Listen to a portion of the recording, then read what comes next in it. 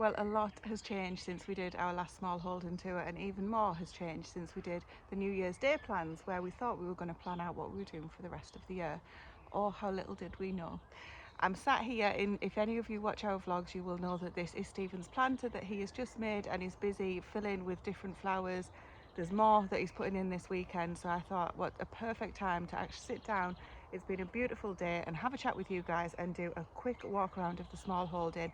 Now we've got the overhead shots to share with you. A lot of people have often said, how many acres do you have, what's the layout of your land, and all of those kind of things. So today we're going to share with you as much as we can without it getting too personal.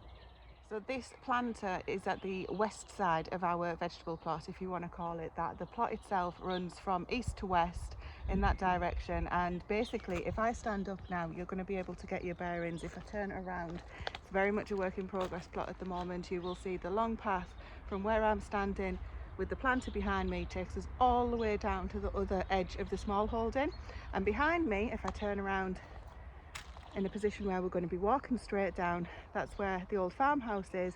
That's actually the original farmhouse of this plot. When we moved here, there was 3 different plots, one of which was where some of the old buildings of the farm had been sold off. We're actually in the original farmhouse, which is absolutely fantastic. That's exactly what we were looking for. So let's have a walk down this path while you get your bearings. So you can see the path that runs right from one side of the plot to pretty much the other side, but there's a kind of a S-bend pathway that kicks off there. Now as I'm walking along, you can see from the aerial shots we've got 3 beds on the right of me that are the new beds that Stephen has just put in. Then there's the slightly bigger bed, which is the bed just to the right of me now, where I've put the potatoes in this year. This was one of the original big beds. This is a bit of a nemesis bed, as I like to call them. And then on the left of me we've got the beds that are still work in progress, which is just straight in front of the shed that's there. And as we walk further down, you can see these are the beds that we have created, which, looking at it from the shot above, we're absolutely thrilled to bits with it. I think it looks brilliant.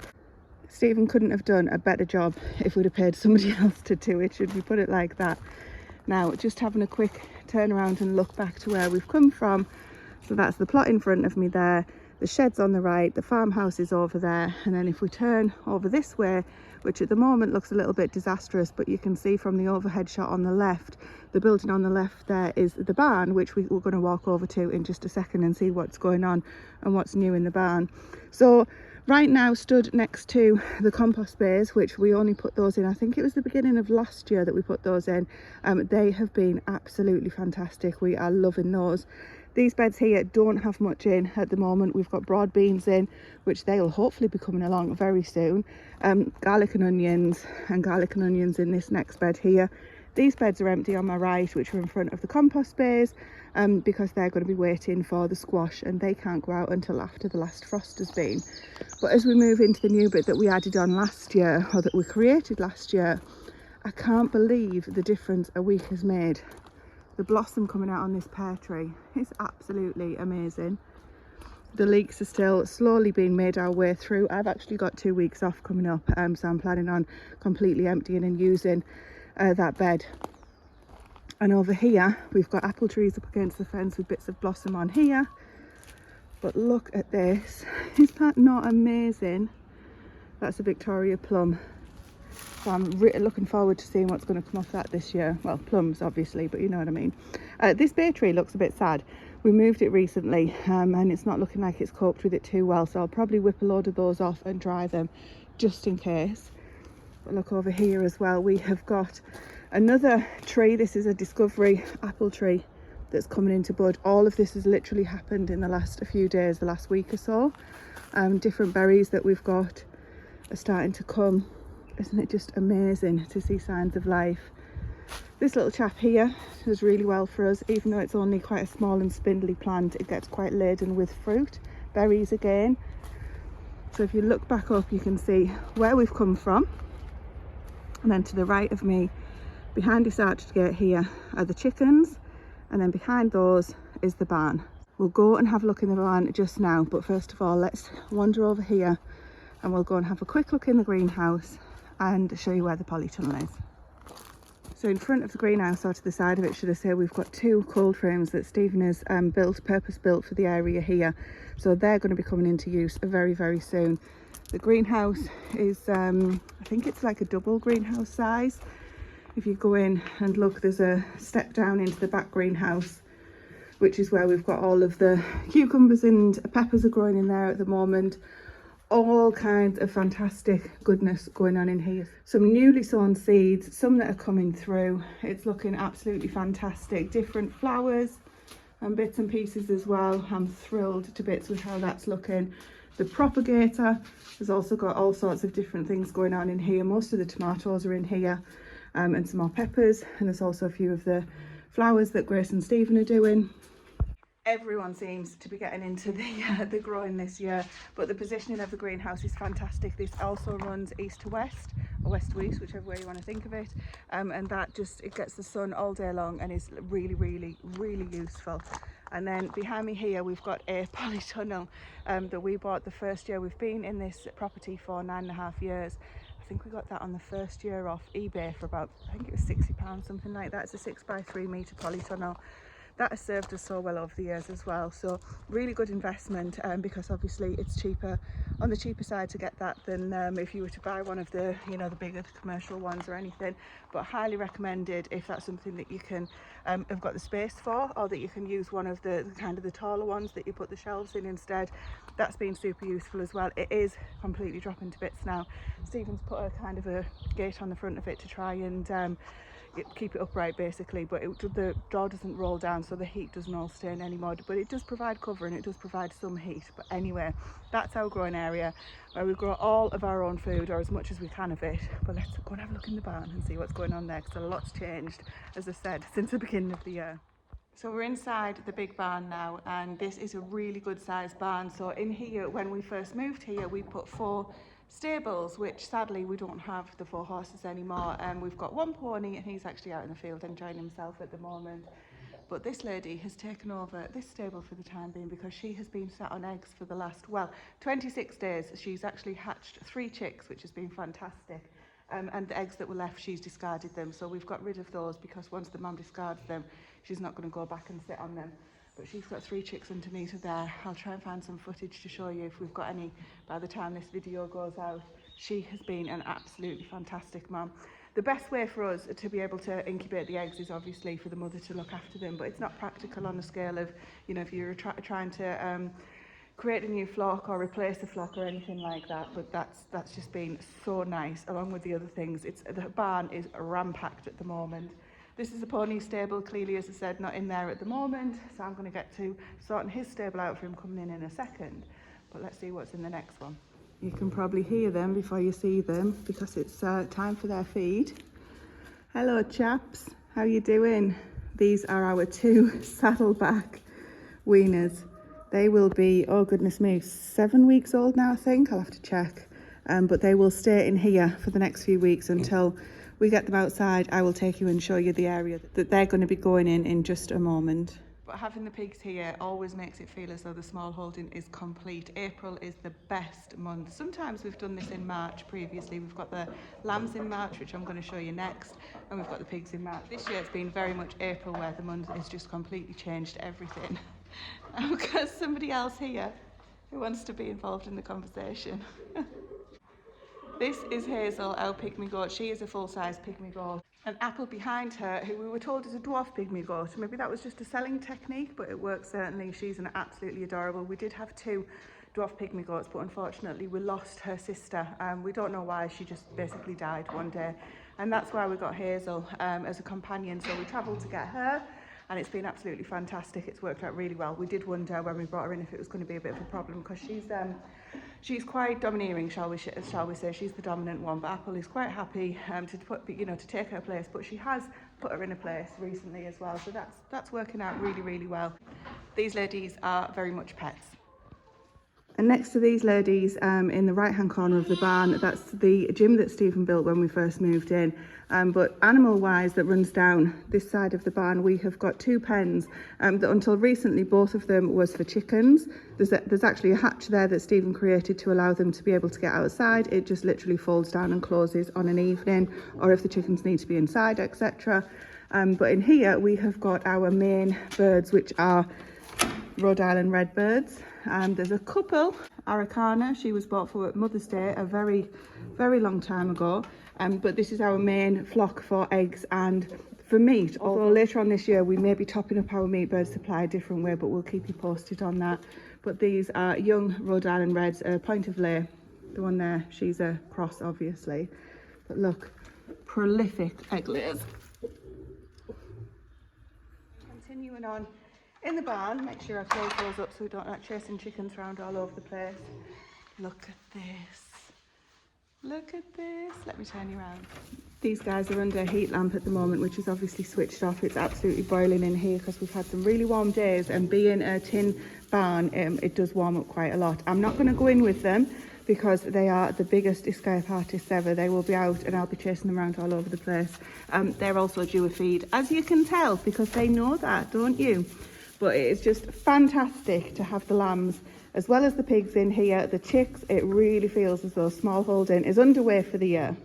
So as I said, I've got a couple of weeks off now. Stephen's got 1 week. He gets less just with the job that he's in. And during those 2 weeks, on the second week, we are hoping to be able to get the pigs outside if the weather allows. But let me show you where they're going to end up living and where our other sheep are that are our pet sheep. So right in front of the farmhouse looks out onto this area here, which was the previous owner's garden. But we changed it so that we actually sectioned it off. There's a fence that runs along there where we sectioned it off for the dogs, and so that these ladies and any more that we get can live in this area here, which basically is a smaller kind of paddock area, smaller field area. So they quite happily live in here, well, all year round. The grazing in here is not too bad, and as you can see, we supplement, although you're supposed to be eating that, not laying on it, lady. Looking at the size of her, she's not doing too badly, is she? Now that girl there, Nettle, she came to us, oh my goodness me, maybe 8 years ago, 7 or 8 years ago. So she is very much a pet, and Carol basically is her companion. That's why we've got those two. They're just field ornaments, for want of a better phrase, but they do keep the grass down. And also what they're going to be doing as Sonic, our pony, moves into the field full time. Last year he did have Lydia, that was our mare. Unfortunately we lost her just over a month ago. So obviously he's now on his own, but once he goes into the field full time, the sheep will go out with him in the field and they'll be able to keep each other company. He's totally fine with that. I know ponies, horses are herd animals, so generally you wouldn't keep one on their own, but he's doing absolutely fine, thank goodness.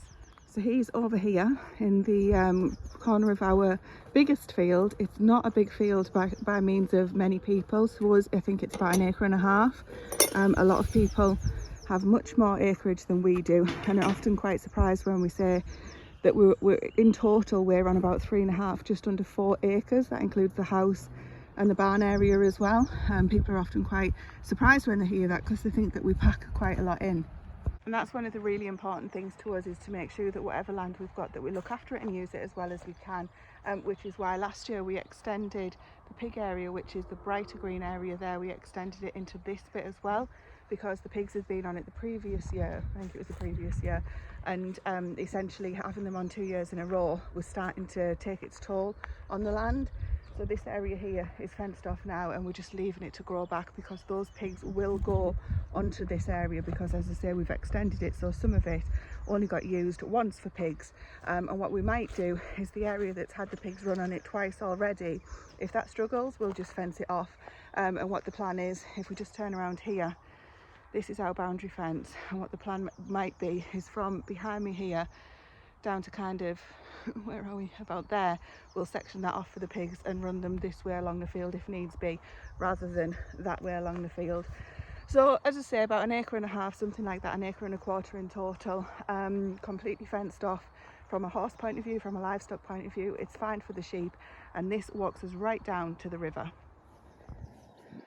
Now, people worry, would the river flood, would it ever come up to the house? But you can see, oh, there's some ducks in the distance. Can you get a feel for the angle? Possibly not, but we're a lot higher up here than the river is there, and certainly from the fields over there. So if that ever floods and manages to make its way all the way along here, up this bank and into the house, then I think we're probably in a bit more of a problem than just us that would be underwater. So the river runs all the way along the side, the end of our property, or the back of our property, and then a small beck, I guess you call it, runs up the side there as well.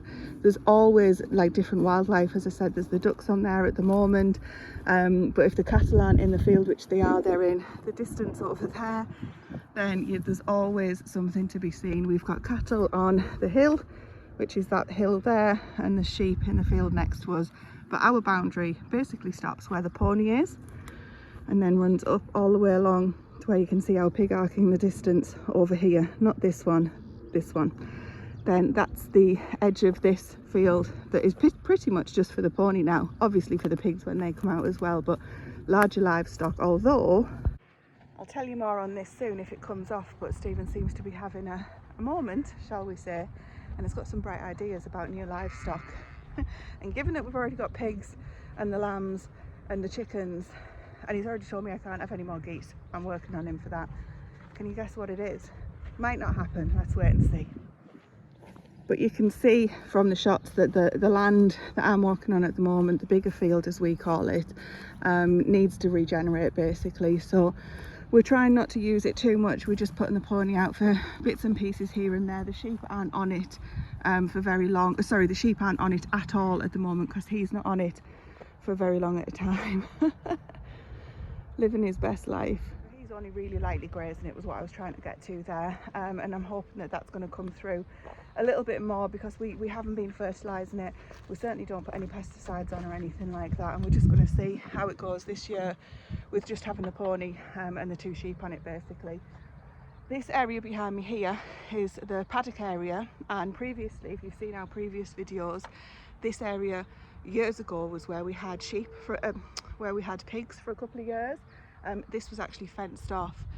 There's a fence line there I don't think you can see, but this is where Stephen did his run around with the grass seed. If you didn't see that video, it's definitely worth a watch. Oh sorry, careful walking. Yeah, so that was where he did his grass seeding, and to be fair to him, it's come up absolutely fantastically. So because of the changes that have happened, as I say, with going down to 1 pony instead of a horse and a pony, and less sheep this year, having a big roll, we're going to have a think about what we're going to use that paddock area for. Ideally, we don't want to overgraze it, obviously, as I've been saying, but at the moment we've got so many projects on that fencing it off that it would need because of the tree boundary there, just to make sure those trees don't get ruined, is quite a big job. So we're going to have a think about that. But that is another really good size, as you can see from the overhead view, piece of grass that we can use, and we'll see if Stephen's idea comes off and then we might need to use it for that. So if we circle around from the field gate, this area here is a wooded area that there's a lot of work that we need to, not a lot of work, but some work that we need to get to sort out these fell trees. You can see that this is where we have our bonfires and things as well, to get rid of any wood that's no longer usable. And then if we go back along here up to the house, to the outdoor space where Stephen created, then that's kind of just to get your bearings again. This area here is where the ducks were, and they obviously we're trying to regenerate that this year. And then doing a full circle, we go alongside the back of the barn into the paddock and back to the field again. I think someone's ready to come in. So that's one thing that you can hopefully get a feel for from the aerial view, that here on the small, I just got my 10,000 steps. So that's one thing that hopefully you can get a feel for from the aerial view, that everything is within close proximity here on the Smallholding. I mean, it has to be, we haven't got that much land, right? So you can come out of the back garden, you're in the garden, you're in the veg plot, you're in the barn, you're in the sheep's area, or you're in the field, you know, then you've got behind the barn and the paddock, as I say. So really, we're really lucky, or at least we feel as though we are. Some people might want things spread out a lot further, but we're really lucky that everything is within, you know, a throwing distance. So especially when you're working full time and you kind of have to pack everything in as quickly as possible into the day, which is why we are so much looking forward to our time off. But anyway, I've got to get these hay nets out of here because the pony has got soaked hay nets after his recent illness episode. I've got loads of jobs to do, so thank you for watching, and I hope you enjoyed this super quick aerial Smallholding tour just to see how the Smallholding's looking in April.